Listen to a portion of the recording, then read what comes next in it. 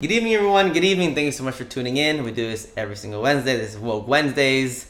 I'm so excited because we have an amazing individual on the show tonight. So again, good evening. Welcome, everyone. And would you like to introduce yourself? Who are you? What do you do? I want you to say my name. Oh, we have Nancy Metayer. Oh, Okay. come on. Hit him with the pronunciation. Come on, don't try me. Yeah. So you want to tell them what your name is too, just in case? Hi, everyone. My name is Nancy Metayer for my native tongue. I'm of Haitian descent. No, I'm of Haitian descent. And so that's the way I say it in my native tongue. But I'm so happy to be here this evening. Thank you so much. And thank you for having me on Woke Wednesday. Absolutely. I admire you a lot. Because I know, I'm surprised too. Because you ran for mayor. Yes, you ran for mayor in your city, y'all. She is young, she's awesome, she's smart, she's dynamic, and she ran for mayor in her city. This is huge. Tonight we're talking about climate change, Green New Deal, but we're also going to talk about her running for office. And we're going to kind of tie this into climate change and the Green New Deal, which is extremely important. I did also say on the promo video that we would talk about Notre Dame. So if anyone has any questions about that, feel free to ask at any point. But so you ran for mayor. Let's start there. Yes. So, why did you run for mayor? You're pretty young. We don't really see a lot of young black women running for these positions. Why did you run? That's a great question, and I get that all the time. So I decided to run for mayor because I definitely wanted a change in my community. I did not like my options, that's to be completely honest. It was two former mayors who didn't have a good track record with the city, a lot of corruption. They had both of them had ethics issues. And I just thought that if no one else was going to step up, why not me? So I decided to run. Basically, I'll tell you the story. It was December 26th. Joan just sent heart eyes, by the way. Oh, thank you.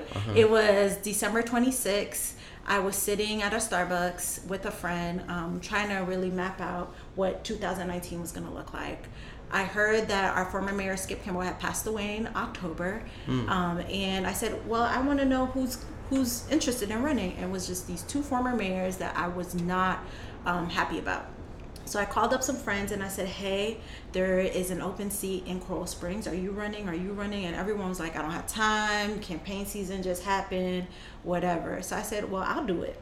And everyone thought I was... What do you mean campaign season just happened? 2018 just happened. People were exhausted. People were either running campaigns. Okay. Gotcha. So our election was on March 12th. It was a special election. And so individuals were like, oh, I can't do it right now. So I said, I'll do it. At first, no one took me seriously. Everyone thought I wasn't going to be a viable candidate. Either folks said I was young, I didn't have the experience, and I should wait my turn. And that's something I heard a lot. And so I ran on 3 priorities. That was inclusive economic growth, public safety, and environmental sustainability. And so I ran as an environmentalist. I ran as someone who is a community organizer. I ran as someone who believed in social justice and making sure that everybody in our community can thrive. Because this also ties back to the position that you currently do, right? Yes. Because you also work with climate stuff. I don't know what I don't know what the word is. Yeah. So I'm a climate justice program manager for a nonprofit here in South Florida. Go ahead. No, your information. Go ahead. Called the New Florida Majority. It's a nonprofit organization. It's politically independent. We focus on democracy and also climate change. So I run the organization's climate portfolio, and I do this work because people don't understand how climate change intersects with social justice issues. And it's my job to really connect the dots and make climate change sexy again. And this was a big part of your platform when you were running for mayor. Yes. So how did that run kind of go? So we were cheering for you, and I think from the outside looking in, it was extremely inspiring. Just to see you, someone who's young, someone who looks like us, someone who is us. With locks. Yeah. I mean, it was just, we just don't see that. Right. And it was just a breath of fresh air. So how did it go? Well, y'all inspired me. Just want to put that out. But I did not win. It was a 4-way race. I ran against 3 white males. I was the youngest, only person of color, only woman, only Haitian American. Our city is made up of 54.6 minorities. So that makes minorities the new majority. And we currently have one representative on the commission right now that looks like our community. And I lost. I came in second, 10 points, super close. I was able to bring in 28% of the votes home. Wow. And my opponent brought in 38%. Wow. Super, super close. Of course, I was devastated, but I realized that this is not my time. And if I ever wanted to do it again, I have y'all to lean on. And y'all inspired me. You guys kept me going. There were times when I was like, why am I even doing this? And I would get a text message, or you would hit me up on my Instagram and say, keep doing, I'm so proud of you. And and that gave me encouragement. I'm a motivator of sorts. Yeah. So it was beautiful to see you do that. I remember telling people like, yo, like I wish I lived in, well, I don't wish I lived in Coral Springs. Don't do that. But if I lived there, definitely would have voted. I mean, you just really took a grassroots kind of approach. I did. To this, and in the small amount of time that you had, 60 days, you did this thing. Thank you. Do you think if you would have had a longer, one more month, I think I would have brought it home if I had one more month. Really? Mm-hmm. And these people were campaigning before. Yeah. Right. That's seriously. And they were amazing. running on name recognition because there were 2 former mayors before, so people already knew them. So I had to break into the old boys club to really be like, hey, I'm a viable candidate. Old white boys club. To basically say that I'm a viable candidate, as well as I was able to raise about $31,000 in 60 days. And people were like, how did you do that? And that was like all grassroots. I had a campaign going on like $28.19, and I got everyone that I knew to donate, and that's what pushed me along. So, and were these people also wealthy? Yes. So you were out here breaking barriers. In many ways, you won. Yes. In many ways, you did win. Yes. And at the end of the day, what I left with this is like, I want to make sure that if anyone doesn't think they can do anything, this can show you that you can do anything, right? I had so many things stacked up against me. People saying that I didn't have enough experience, like I said.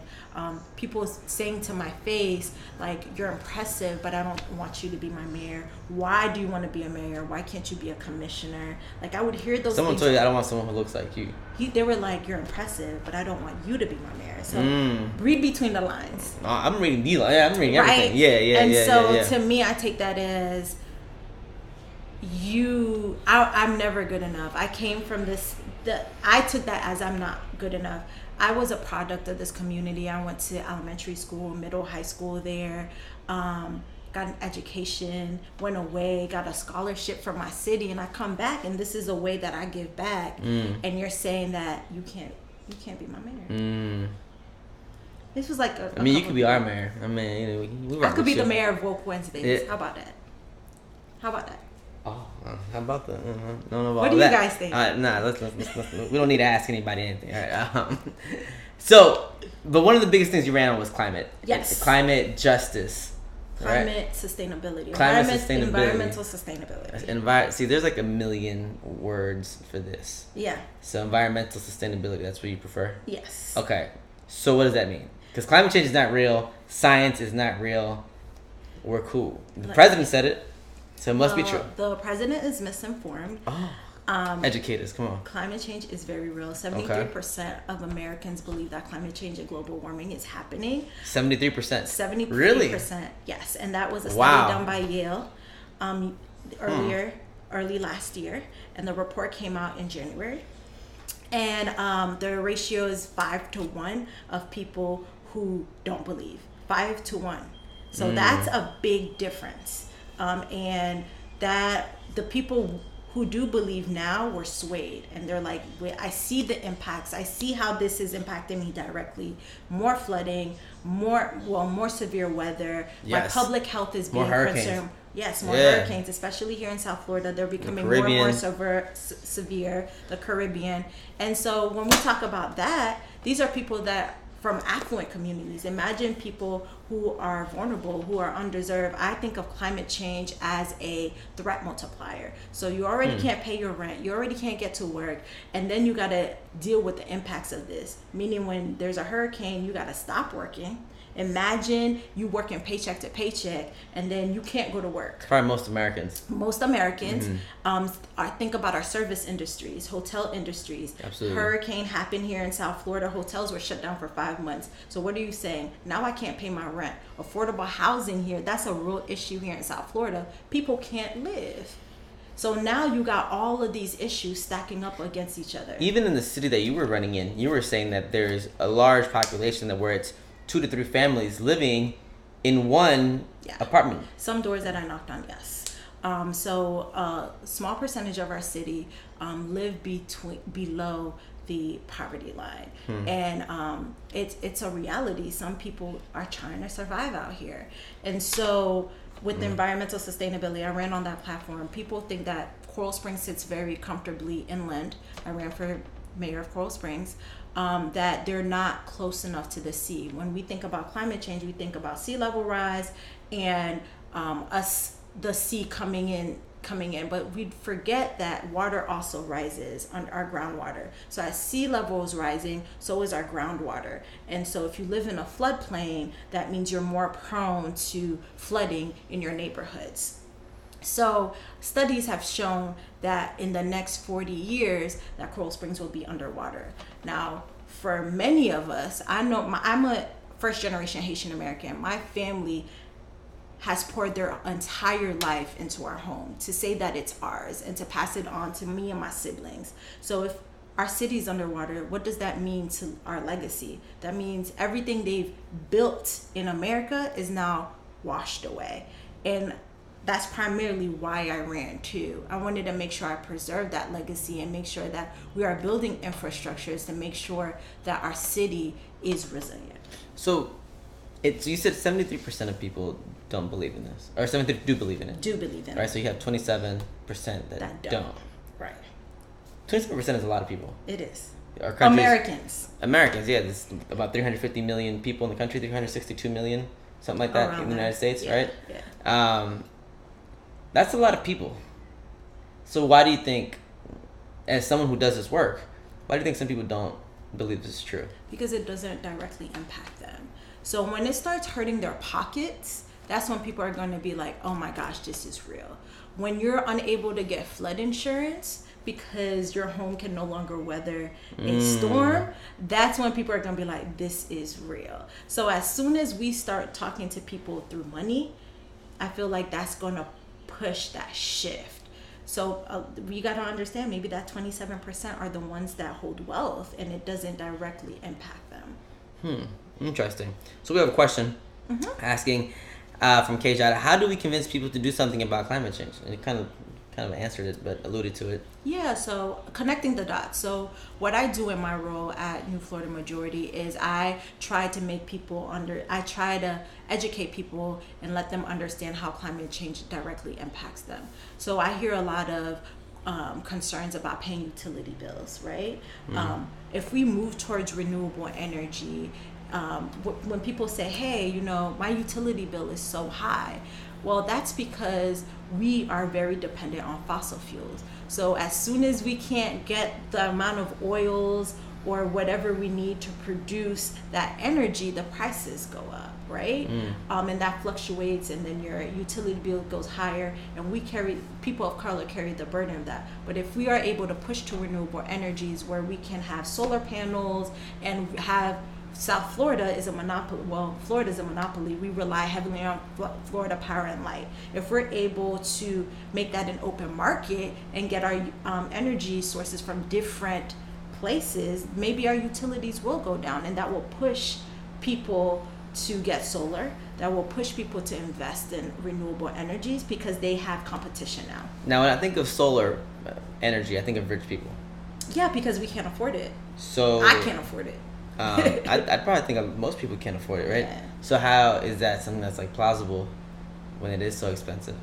It's plausible. It's so expensive because we don't have an open market here. Okay, so if there was competition and people want to attract how to get lower energy, I feel like other industries will push for solar. Other industries will push for renewable energy because they want to make them different, and it's a demand. We all need lights. We all need to put fuel into our car. in our cars. So why not invest? Real quick, if you're just now joining us, we do this every single Wednesday, 9 p.m. Eastern Standard Time. Tonight we have an amazing individual. She ran for mayor of Coral Springs here in South Florida. She works with environmental sustainability and climate justice. Look at me, come on. With New Florida Majority, extremely informative. We're learning a lot about climate change. Her just running as a mayor, or what's the word? That's the word, right? Yeah. Running as a mayor. Running for mayor. English second language, I sometimes get it. you know how it is. So please feel free to ask questions and post comments. So what are some other things that we're kind of seeing with climate change? So sea level rising, hurricanes. So gentrification is one of them. What is that? Okay, an example. I don't know how many of you all are here in South Florida, but Little Haiti sits 10 feet above sea level. So that's the rich. Historically, the prime real estate was oceanfront. And our people that look like me and you were told that we needed to be inland because living near this ocean is a privilege. So we lived on the ridge, and also the railroads, with the railroad track to get to and from work. It's part of the reason they call this the inner city. It's the inner city. Part of the city. Yeah. Very good. And suburbs on the outside. So you have areas like Liberty City, Little Haiti, for example, that are 10 feet above sea level, where Miami Beach is 2 feet below sea level, right? And so as sea begins to rise, Miami Beach starts to disappear. So what does that mean to the people who live in these inland communities? They get pushed out. And so that is called climate gentrification. Someone who's helped actually coined and created studies and spoke heavily around that is Valencia Gunder, which is a colleague of mine, someone I consider very close and a mentor. She can elaborate more on that. Also, what we're seeing is climate migration. A lot of the reasons why people are leaving their home countries is because of natural resources and because of severe drought, because of global warming, or not rainfall, the difference between when rainfalls happen, when it doesn't happen, or their entire communities being washed away. So in North Carolina, you have the islands, those islands that are being washed away because the sea's rising. You have these islands off of the Pacific that are slowly disappearing because sea is rising. So North Pole, right? Yeah. We hear about this all the time with polar bears. The polar bears, the ice caps are melting. So what does that mean to people? People are going to start moving to places where they can live, where they know that their homes will be protected, that they will, not necessarily, you can't guarantee that, but they want to reassure themselves that if they move, that they won't be pushed out again. So you have an influx of these immigrants coming in and trying to start all over again. Yeah, and a lot of this, yes, for sure. So I have a follow-up, but we have a question here from Kejada. I heard that if we don't do something about climate change in the next 12 years, we're screwed. Is that true? I want to give us a little bit more time. Maybe if we don't do something in the next 20 to 30 years. I know that's sounds like a lot, but it's really not. It's really not, yeah. We have 10 years now, a 10-year window to shift what is happening. Before, people are like, oh, we can change. At this point, we need to figure out how we're going to adapt because the damage is already there. We're at 400 parts per million. That 400 what? Parts per million. What does that mean? That's the temperature. That's how not the temperature. That's how much carbon dioxide is in the air. That's extreme. That's really bad. That's really, really bad. So that means that we are the amount of carbon dioxide in the air we aren't able to clean out. Like we have this layer over the earth, and what's protecting us from the sun is that ozone layer. And what we're doing is we're depleting that ozone layer because of the amount of greenhouse gases that we're putting into the atmosphere. And that's what's causing the warming. And please let us know if this stuff isn't making sense, because it is a lot of information. I know. So this is the point of the show, to educate and help spread awareness. Yeah. So please, if you have any questions, please feel free to ask. And another thing about gentrification, real quick, part of what gentrification also does is that it raises the property values for certain folks and it lowers property values of other people. So these people so property taxes end up going up. Right. So people can't afford to live where they've been living for such a long time. So ultimately they get displaced. Another way this kind of happens is through eminent domain. So let's say the city, just kind of government is like, hey, you need to leave because what we need to construct is more important than your house. So they'll push them out. So this happens a lot with universities. So universities are just infamous for gentrifying neighborhoods. It's happening here where I live. Hopkins, Baltimore. Just pick a city, really. Just pick a university, and they're just known to gentrify.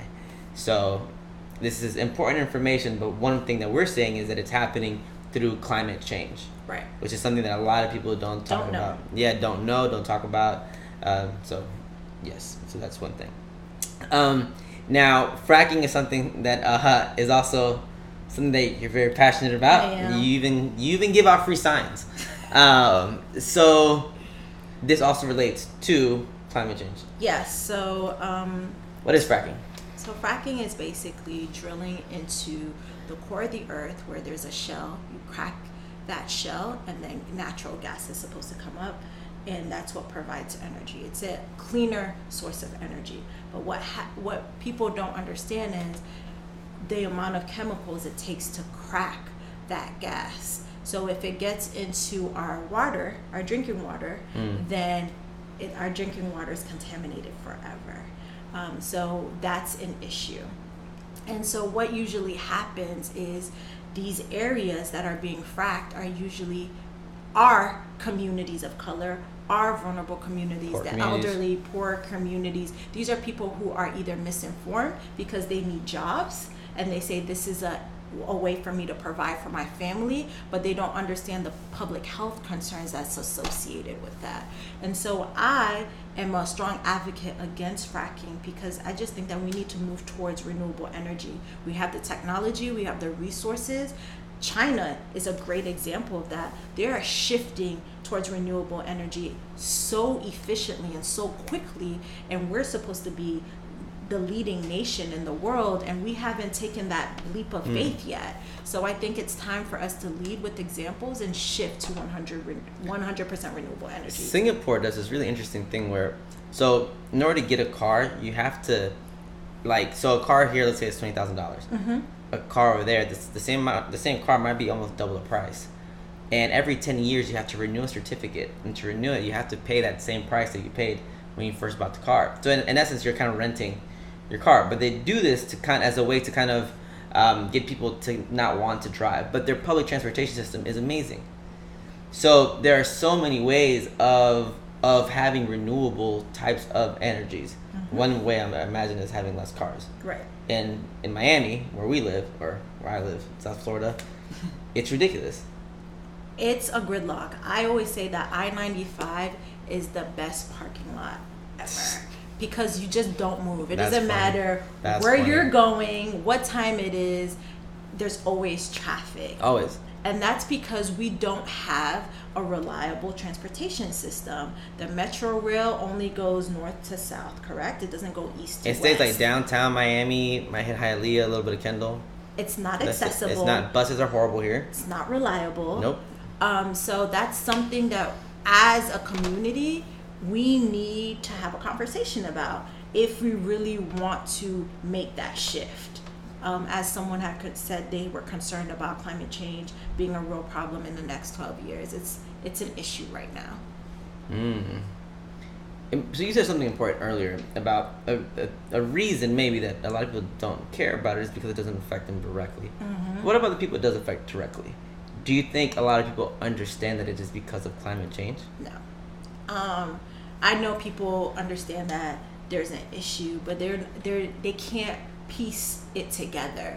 And actually, climate gentrification was coined by a woman in Liberty City. She was like, "You're gentrifying me because of the sea level, or because of the elevation of where my home sits." And she coined that. She's like, "That's climate gentrification."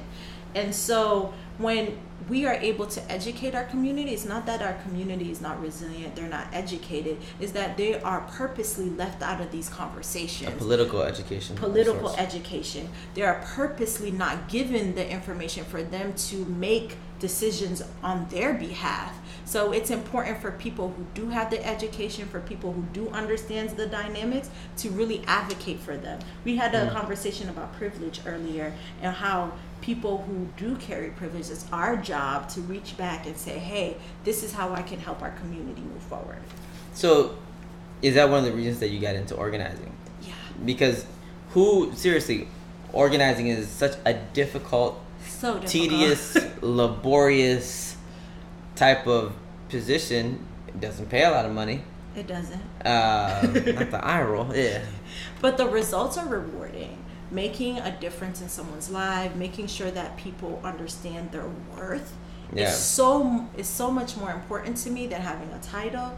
It's so much more important to me than making sure that I'm driving a fancy car. Because ultimately, my goal is for everyone to thrive here, right? If like I see someone that looks like me is hurting, that's a problem to me. For me. So essentially my job is to really ensure that everyone has the resources to educate themselves. It's one thing if you have the education and you don't want to educate yourself, that's on you. But my job, if I have it, I want to give it to you. Okay, so I was saying, so smart people use their privilege to help those who don't benefit from the same privilege. Also empathetic people who just give a damn. Yeah, I definitely agree. Now, this kind of brings us into the Green New Deal. Yeah. So, and we'll definitely talk a little bit later on about things that people can do as individuals to kind of also do things to help. Mm-hmm. But what is this Green New Deal? I've heard a lot about it. I've heard it in passing, and I thought it was like a new movie coming out. I was like, the new Green Lantern is about to come out. I didn't know if it was like a DC Comics movie. I don't know anything about this, so please educate us. What is the Green New Deal? And if y'all know what it is, please feel free to post in the comments. Great. So what is it? So it's a stimulus program that addresses climate change and economic inequality. So the Green New Deal is nothing new. It's actually started in 2006 with the Green New Deal Task Force. So it's basically a program or a task force that came together to really push us towards renewable energy. And so this is actually is made up of what President Roosevelt did during his time as a president, where he wanted to confront the Great Depression. Mm-hmm. And so what he did, yes. Mm-hmm. So what he did is use certain reforms around economics, around social, and projects to make sure that we can combat the Great Depression. So now we have the Green New Deal, which is led by AOC, Alexandria Cortez. Yeah, Ocasio-Cortez. Ocasio-Cortez, excuse me. Come through pronunciation, okay. And Ed, what's his name? Ed Markey from Massachusetts, senator from Massachusetts. And they actually sponsored it. And with the Green New Deal, it's basically addressing climate change and social justice. So with this Green New Deal, you're pushing us to be 100% renewable energy, but also addressing social justice issues like affordable housing, like healthcare, like education, things that all Americans should have access to. But there's also some pushback. Some people are saying, a lot of politicians are saying that there's no way to pay for it. It's unrealistic. You're trying to make the country bankrupt. And to me, why are you in your position if you aren't trying to make sure that all Americans can benefit? Yikes. Right? Yeah. And so I'm 100% for the Green New Deal. There can be some changes, but for the most part, you are addressing free healthcare. You are addressing affordable housing. You're addressing just transition. All the things that I spoke about earlier about why people can't thrive in their communities due to climate change. Remember, climate change is a threat multiplier. Yeah. And talking about the communities that carry the burden of climate change. So centering them in this program or in this stimulus project is really going to give them a voice and a seat at the table. So to kind of recap this Green New Deal, it is a stimulus package. So that addresses climate. Yeah, but by stimulus package we mean something that is being introduced as policy, right? With certain, it's comprised of multiple parts. Yes. One of the biggest parts is renewable energy. Yes. What does that renewable energy look like? Renewable energy means us divesting in fossil fuels. 100% solar, 100% clean energy. We're not going to be relying on natural gas, which is fracked gas, or oil, fossil fuels. So, and that means green jobs. Green jobs, yes. Better infrastructure. More jobs, right? More jobs. And you said also housing. This would help housing. So, and you said the pushback was because it's not affordable. The cost to move towards that, because moving towards renewable energy is expensive, because you have to invest in technologies, you have to invest in education. It's a lot. And the reason why China has been so very successful is because they're a rich country. And so what we need to do is we need to invest in our education again, because as you see, the state of Florida is a great example. We don't invest in our teachers. We're pushing all of these policies around charter schools, where we're taking away from our public school systems, and that is essentially hurting the students that are attending these public school systems. So their education isn't the best. The teachers are working like slaves. And they aren't able to give the attention to the students that really need it. And yes, absolutely to all that, but it seems like one of AOC's kind of like biggest arguments when it comes to these type of things is that we have money for everything else. Yes. Right. That's her biggest argument. We have money for the military, but we don't have money when it comes to helping people. Tupac said it too. Right. Oh. We got money for wars, but we can't feed. Come on, go ahead. Spit the whole thing. Come on, what you got? Go ahead. You know. She said she forgot the words. Yeah. No, but absolutely, many people have, especially hip hop is definitely, I think, in many ways the voice of the people, of the vulnerable populations. Absolutely, so we have money for everything else, but not for this. So where is it at, like right now, like in the process of laws and stuff? So when it was presented to the Senate, it was a 0 to 57. Yikes! Right? Yeah. When Markey introduced it. Now I don't know where it stands now, and that's a conversation as a nation that we need to have. Is this important enough for us to continue pushing it? What do we do? Do we lobby around it? Are we investing in lobbying firms to make sure that this is passed? Do we need to push out people or vote people out that don't believe in this? And that may be the next step. If 73% of Americans think that climate change is an issue or global warming is an issue, then why are you continuing to vote politicians who don't believe that climate change are an issue, or don't want to invest or push policies that address climate change? That's the real conversation. I'm thinking, because part of this thing is that politicians run on multiple kind of platforms, right? Multiple issues, but climate change is the stem. If if we don't take care of our earth, you can't go to work, you can't feed your children, you essentially can't be here. So when we start centering climate change in everything that we do, or the environment in everything that we do, then we can have some real conversations and push some real change. People are saying here, tax the rich more. Period. I mean, tax them. Yeah, I mean, Jeff Bezos isn't paying any taxes. Let's not even talk about taxes. I hope y'all filed your taxes on Monday.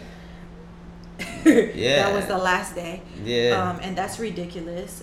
Middle class is from $40,000 to $120,000. You can't live on $40,000 in Miami. You cannot. No. But people do it every day, unfortunately, through multiple, like putting all their salaries together, little bits and coins. Or 3 or 4 people living in one. And that's exactly what it is. Yeah.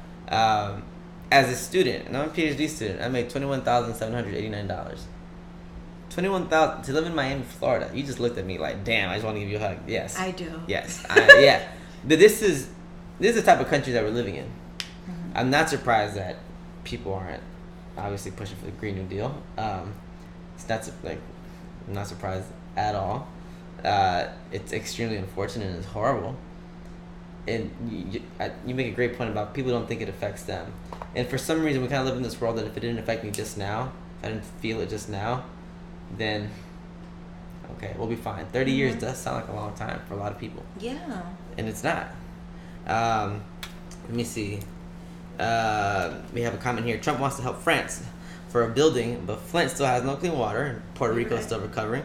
How are we helping outside countries when we can't even help ourselves? That was Lovely Blue. Yeah. I received that. I feel the same frustrations. I think that, again, we have to hold our politicians accountable. The governor of Michigan still has his seat. He was not, he just had a slap on the wrist. Why haven't the people of Michigan voted him out? Why haven't they held their electeds accountable? Those are the conversations that we need to have with ourselves. And I understand it's not just our politicians, but it's also ourselves too. I get it. I get that we need to take care of home first. But again, these are communities of color. And when we see time and time again, history has shown us that people of color, bro, are disposable. And that when something happens to these communities, we turn a blind eye. And it's our job to make sure that these people of color have a voice and they have a seat at the table to ensure that we hold the right people who hold the power accountable. No, I completely agree. And you know, lately in the past couple of years, I've seen that more, and this relates to climate change, more like GoFundMe's have like become so popular when someone passes away, when someone is in an accident, in order to raise money. And we've talked about capitalism a lot on the show, but one of the way capitalism kind of works, one of the ways it kind of operates in its kind of current iteration, is that it kind of operates on an individual level to get you to kind of work on yourself and do certain things. And by that I mean, we'll see Flint, right? We've seen Jaden Smith do a lot of stuff on his own. It became about him, and he's been trying to put water right into Flint. We see with these GoFundMe's things that I'm going to do.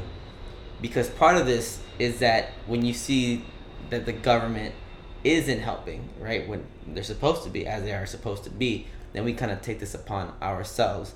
And we do this in many ways: healthcare, education, and little do we know that, and as a people too that have been so disenfranchised, we feel like if we don't do it for ourselves, who will? And this goes to your point.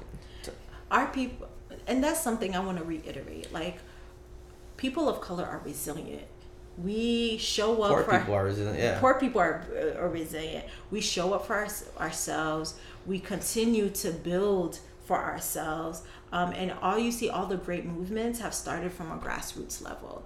We insert ourselves when the government doesn't show up for us. And I think that's what makes poor people, vulnerable communities special, because at the end of the day, we have community. And if we continue building community, I think that we can go far. It's sometimes disheartening to me that we're not as community orientated as we should be. But that's another conversation. But I think that if we continue pushing in community, pushing grassroots efforts, holding electeds accountable, holding ourselves accountable, that we'll be able to shift that change. We saw it in 2018 with Andrew Gillum. We've seen it with a lot of movements. I mean, Stacey Abrams in Georgia. In Georgia, Beto in Texas. So if we as people continue to just hold ourselves accountable and not rely really on the establishment, I think we can push a lot of change. But I think this goes back to part of your brilliance, and I'm giving you all the compliments tonight. Thank Look you. at me. Who not gonna be so supportive? You took this upon yourself to run. Yeah. So like a couple of things that I noticed with what you were saying, and this is all like tied together. you saw something in the establishment that you just were not happy about.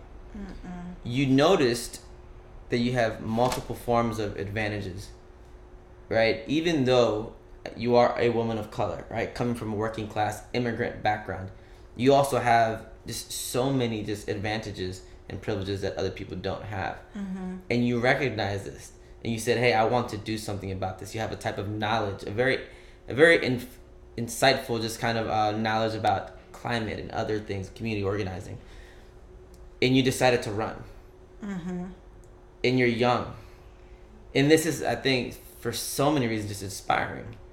And it was the hardest thing. I'm sure it was.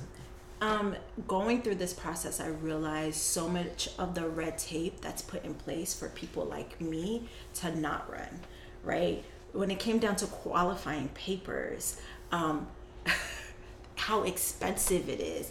It's a privilege within itself to qualify, right? That's one step. It's a privilege to stay in office because this is not a full-time job, but on paper it's not a full-time job. It's part-time, but it's full-time work. Yeah. So how can a person who already works a full-time job and still do this on the side? It's very, very, very, very intensive. So if I didn't have the support system that I have, I wouldn't be able to run. I had to take a 60-day leave in order to run.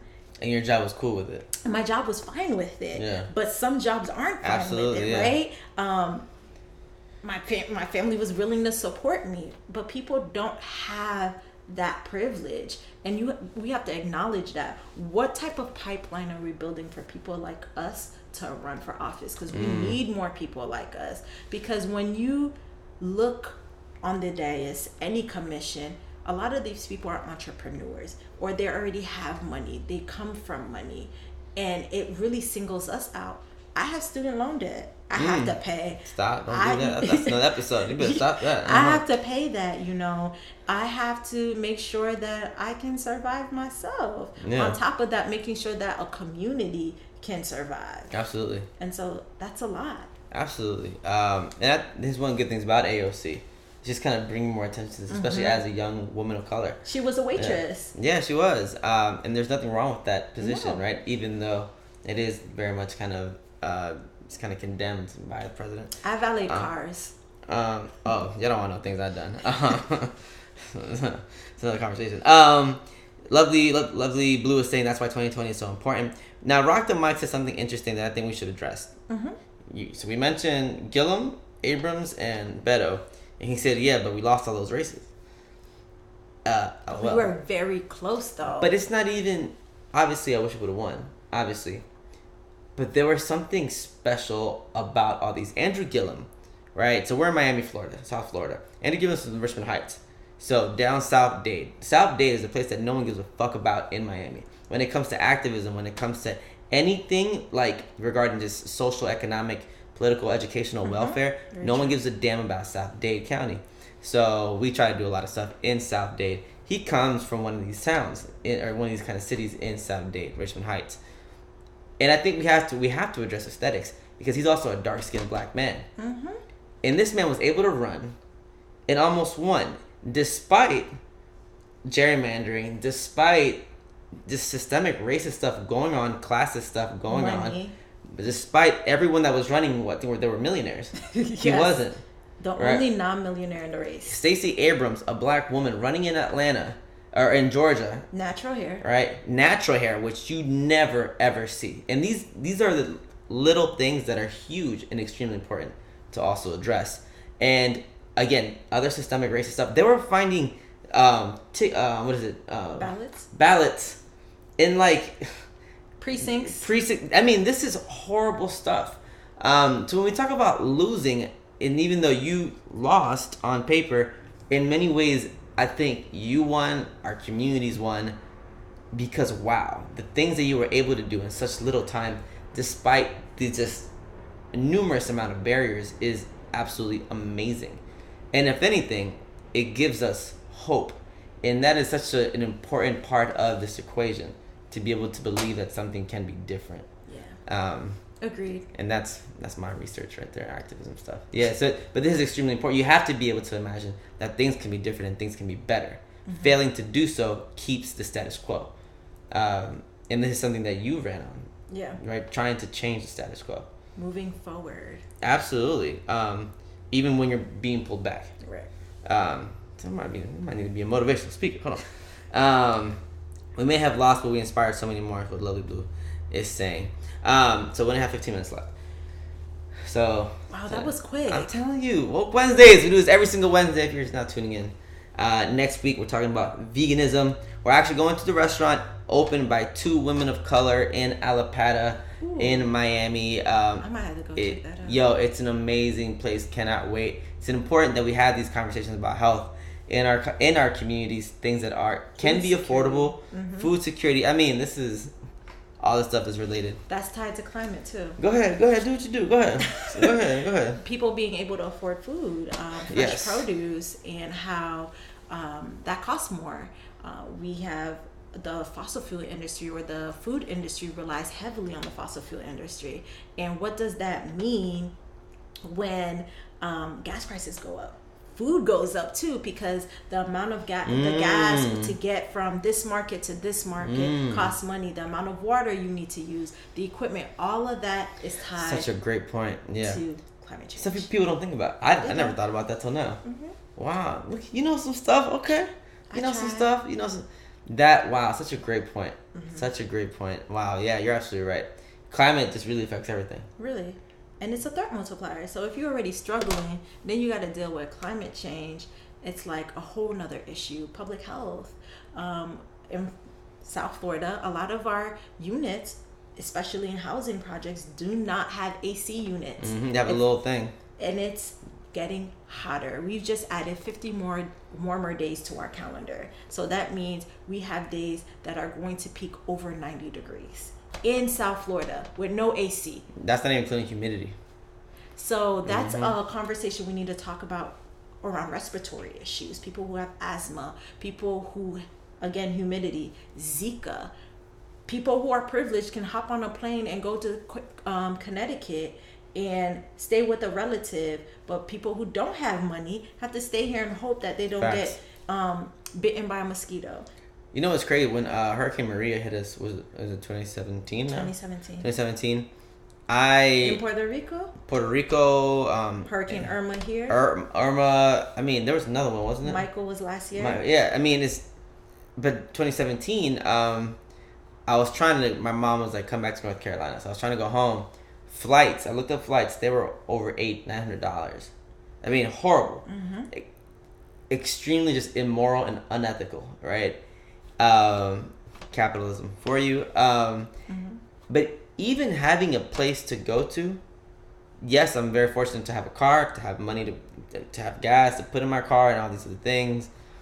Even having a place to go to, a relative to go to, was a type of a privilege. Because so many, and I hated the rhetoric that was going on here in South Florida, is that, well, if people know the hurricane's coming, why don't they just evacuate? They can't. Exactly. Let's look at the timeline when Hurricane Irma hit. Go ahead. Break it down for us. Go ahead. Hurricane Irma, it hit in the beginning of the month. Yeah, beginning of September.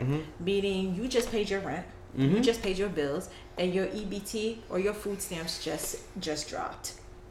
So pretty much either all your money is gone or your fridge was stocked up with food, right? Hurricane Irma hit. You don't have no money to evacuate. I sure enough didn't have no money to evacuate, so I stayed home. And then you have individuals who are undocumented and they want to go somewhere, they trying to go somewhere, but then their biggest fear is if they do go somewhere, they're going to be asked for their papers. So now you have people who... And if you're undocumented, you can't get a license. You can't get a license. You're deliberately can't do anything. You're stuck. You can't get the help that you need, and you just paid your rent. And imagine the power goes out and your refrigerator is full of food. And it's all gone. Now you got to wait till the end of the month to replenish your EBT card. I knew a family of 5 who went into Hurricane Irma with 1 gallon of water and 1 can of tuna. The hurricane was supposed to hit on Friday, right? We shut everything down on like Wednesday. The 8th, 9th, yeah. That's 3 days. The government can't come in and help you until 72 hours after the storm. So that means you're sitting out with no food, no water, or anything for 5 days. And as we know, Katrina Hurricane Katrina, the government might not even come. Let's talk about it. Now that's environmental injustice. And so those are conversations that we need to have. As climate change becomes more prevalent, global warming is here. What happens to these communities? Now do you see the connection? And to me, this is murder, honestly. This is the way I see it. It's murder by the state. And it is negligence. But even negligence presupposes or implies that you maybe didn't know, like there was a blind spot. Fuck that. Like this to me is like straight out just murder. You cut buses out. People deliberately fired people so they could come back to work, and landlords were pushing people out because they knew their home or the place that they were renting out was on higher elevation, so they can increase their rent prices and push a family out. This was a great way for you to downsize on your staff, and then these people are left without a job. Like, these were real issues that people were dealing with. I lead the Florida Disaster Preparedness Plan for the organization, and so these are things that we have conversations about. How do we help fix this? Where the government can't step in, how can community step in and help each other? I'm glad to know that now, because we're going to face more hurricanes in the near future. It's a real thing, so we definitely need to be talking about this. Hurricane season starts June 1st. I think there's already 14 names. They're saying they're predicting about 14 hurricanes forming in the Atlantic. Hurricane Nancy. Real quick, Rock the Mic is saying hurricanes are the number one cause of displacement in the southeastern United States, largely affecting non-home owning populations, poor black and brown people. So yeah, and we know this is due to climate change. We could call it climate gentrification now. Climate gentrification. We call it, absolutely. We call it that. Any parting words for the people? Well, thank y'all for watching. Thank you for all the questions, comments. Really enjoyed engaging with you all and then sharing my education with y'all. And I feel like I'm at home. And thank you so much for inviting me. No punch on the arm. Yeah, absolutely. Anytime. Y'all, I tagged her in the promo video. Follow her. Do you still have 2 pages? Yeah. Yeah? Yeah. You want me to type them in? Yeah, follow my public page. Wait, is it Nancy? Yeah, Nancy Metayer. Metayer. Yeah. She said I tagged her in the wrong name. My fault, cuz. Yeah. So y'all, feel free to follow her. She's an amazing, just absolutely wonderful, brilliant individual, despite attending FAMU. Don't do that. Despite attending FAMU. But thank y'all so much for tuning in. We'll see y'all next week. We are talking about, as Amber just said, climate gentrification. Woo Chile is right. We'll see y'all next week talking about veganism. And thank y'all so much. Thank you, Nancy, for being here. Thank you, y'all. Have a good night.